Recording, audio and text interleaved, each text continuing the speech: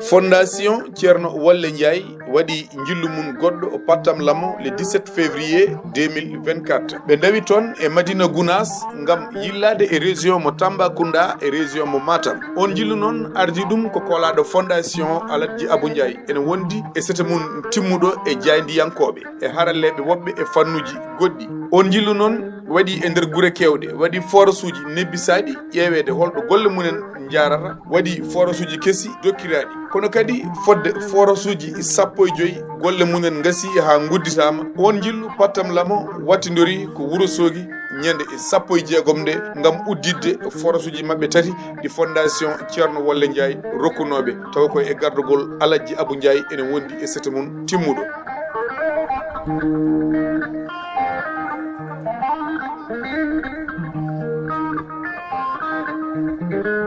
Koolaɗo Ceerno Amadou Tidiane Aladji Masseyi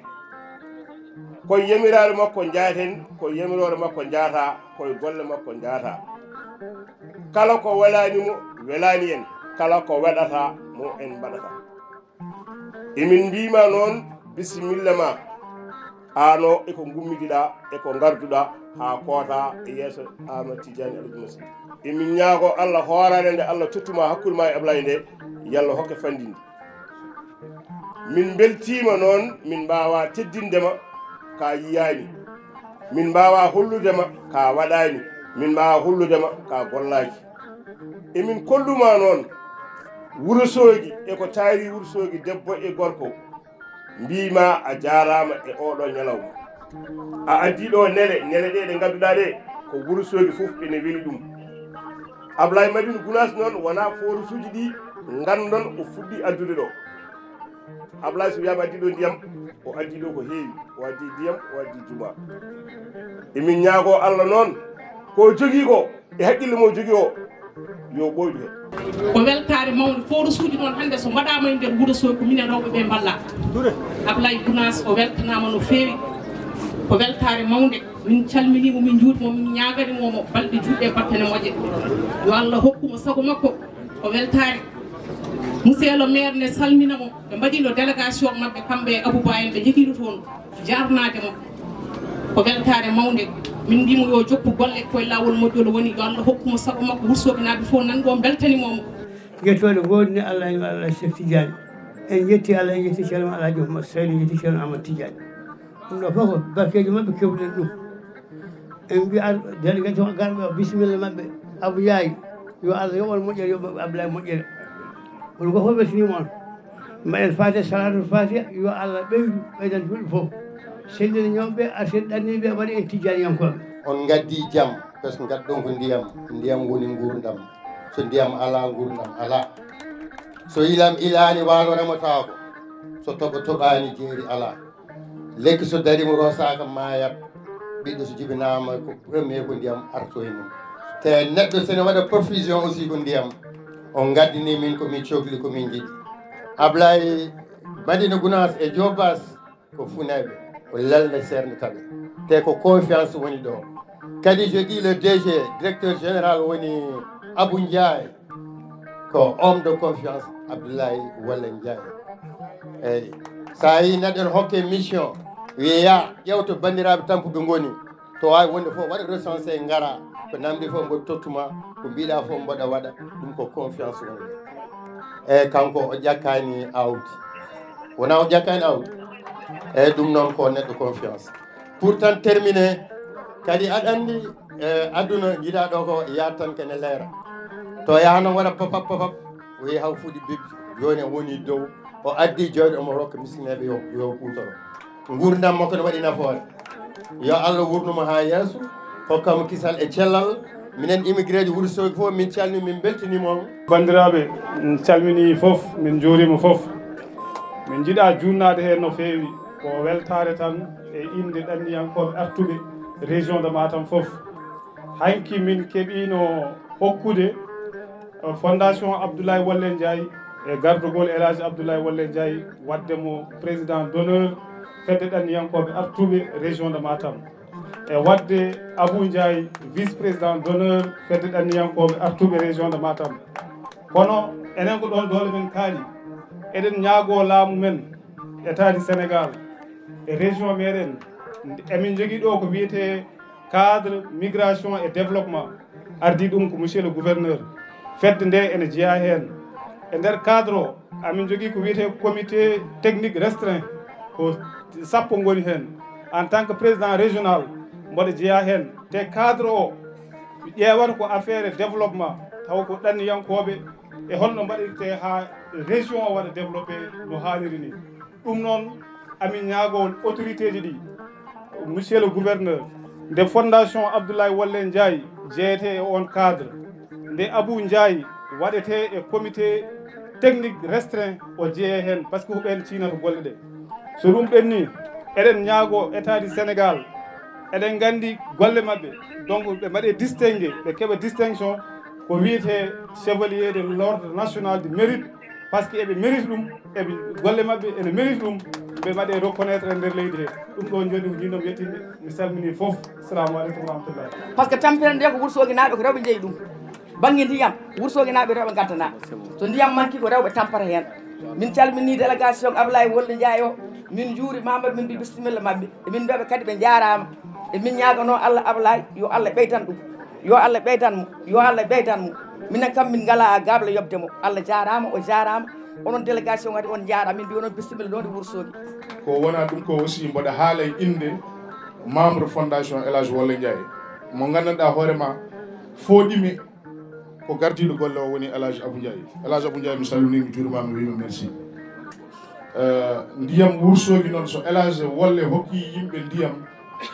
wona par hasard omo wonduno e Wourossogui naaɓe to to Zambie omo wurde mumen gurdam moƴƴam ko wayno baba Dio en baba Soyel en kamɓe fof omo wurdunoɓe ɓe gurdam moƴƴam ha hande ko wayni feeñi o siftoriɓe hen ɗum ɗon ko yettere Allah no feewi ko wiide on noon e inde Wourossogui naaɓe fof mbiɗo jarano Elhadji Abou Ndiaye ko suuɗi e ko feeñi somi wi ko suuɗi omo andi somi wi ko feeñi yimɓe fof ne gandi donc ko suuɗi e ko feeñi mboɗo jarano membre CTO fof en calmini bandiraɓe Wourossogui naaɓe fof e kuuɓal en beltorima ngal ɗo te jaɓɓungal gila hanki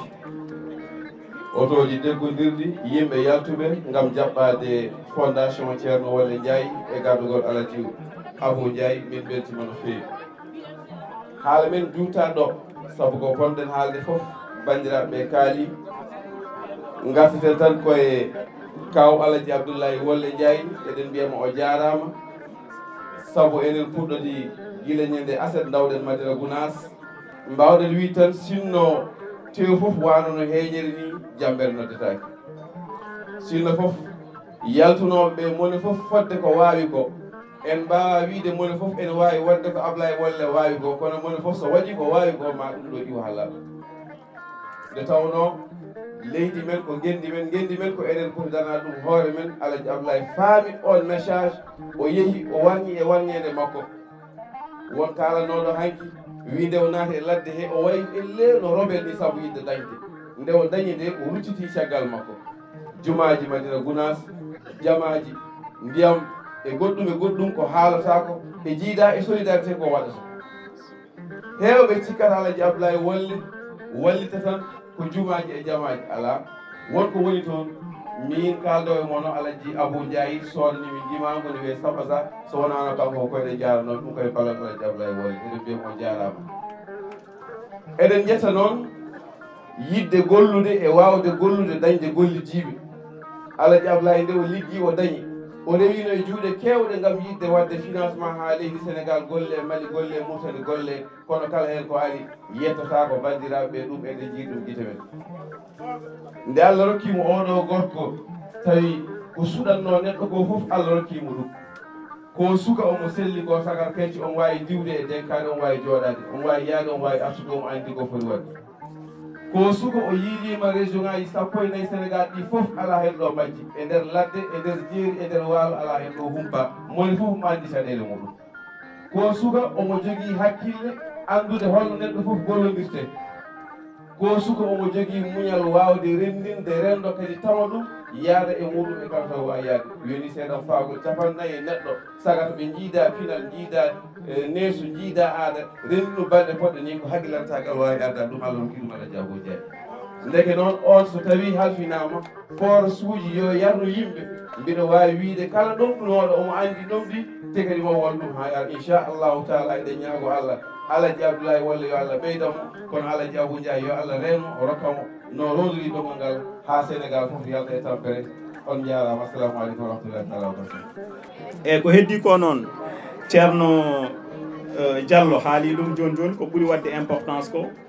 woni ceerno Cheikh Diallo ɗum ɗon ko aspect technique o haali so yimɓe dokkama il faut ɓe ganda koɓe dokka ko hol valeur gonɗo hen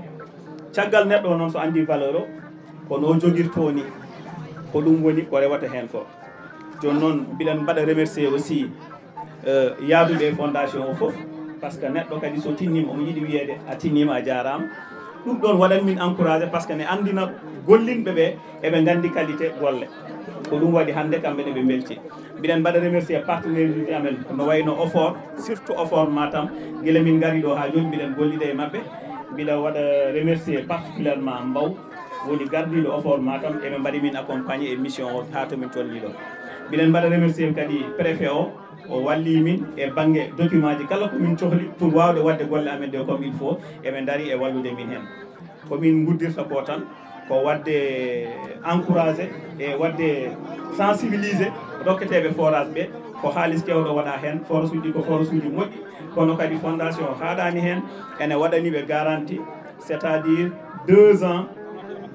fondation ene duusama e ɗum kala ko woni e forage uji he ɓe noddata ni fondation ɓe noddata tan ko entreprise pewnuɗo woni Magic Forage min nelat neɗɗo ara ha ɗon waɗa diagnostic kala ko boni hen min pewnita taw kamɓe hay mbuɗu mabɓe natta hen ɗum ɗon ko pendant 2 ans so 2 ans o ɓenni kadi pendant 10 ans minen Magic Forage mbiɗen jaadi e communauté dokkaɗo forage o kala ko paani hen ko ganduɗa ko kaɓirɗe ko kamɓe coɗanta koye mabɓe kono ko fate montude e fewnirde ko minen nellat toon technicien fewnanaɓe ɗum taw ɓe joɓata e ɗum ɗon haydara elle dow voilà joni noon ko heddi ko tan ko wadde remercier wadde renouvelé confiance amen e weltanade fondation Thierno Wolle Ndiaye kamɓe kooli min ɓe dokki min ɗeɗo golle ɓe jooɓi kadi ha timmi ko yomin mbat golle ɗe ha golle ɗe moƴƴa minen haydara min mbawa sana wadde golle ɗe moƴƴa mbiɗen mbaɗa mo remercier no fewi assalamu aleykum bandiraɓe wuuro Sogui naaɓe onon foof min calmini on so tawi ɗum ɓenni en calmini mawɓe dental Madina Gounass taweteɓe ɗo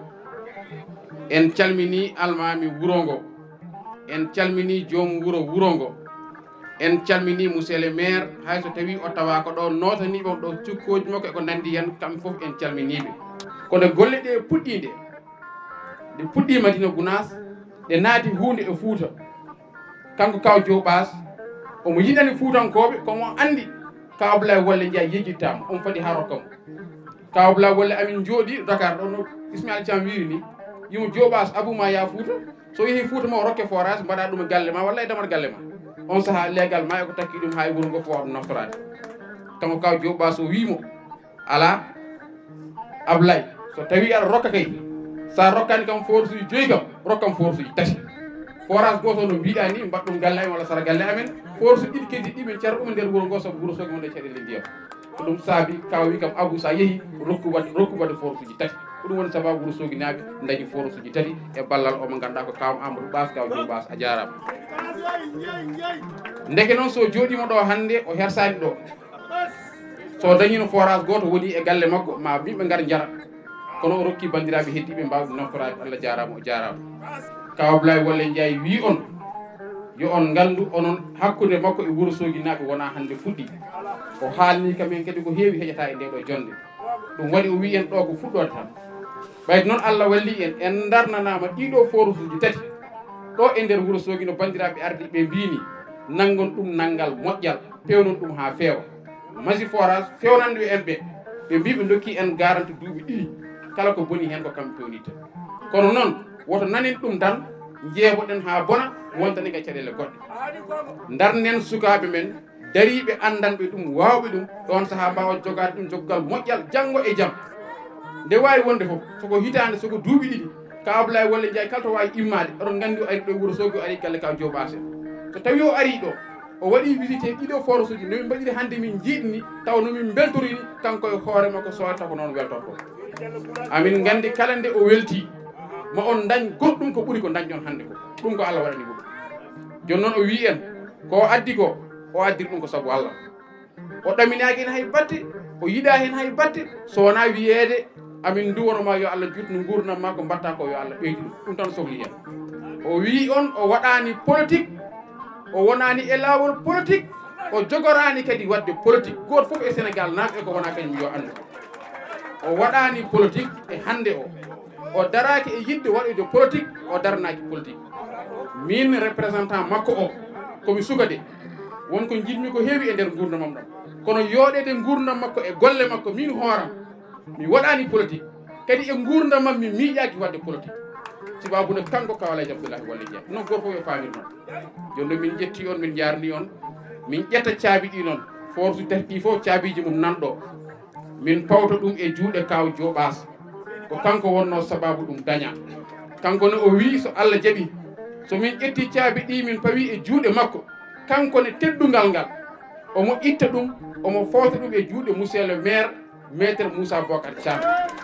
mo ganduɗa hande ko Allah teddunir ɗum kam woni maire mo Wuro Sogui saabu ko waɗa ɗo ko kanko walla kanko fonno yaade o yiiloyo o adda o rokka Wuro Sogui naaɓe ɓiɗɗo Wuro Sogui goɗɗo yiilima addima ñaagui so addi wattata koye juuɗe makko hande kanko woni ɗo goɗɗo so ari kadi ko noon kontinirta noon kanko kaw Joɓas joni o ara guitten caabiji terɗi fof pawen e juuɗe makko o fawta juuɗe monsieur le maire ɓe balla en noon force uji jogue joggol moƴƴol ko alda e politique ko alda e hay batte so hawre e wiɗede jomiraɗo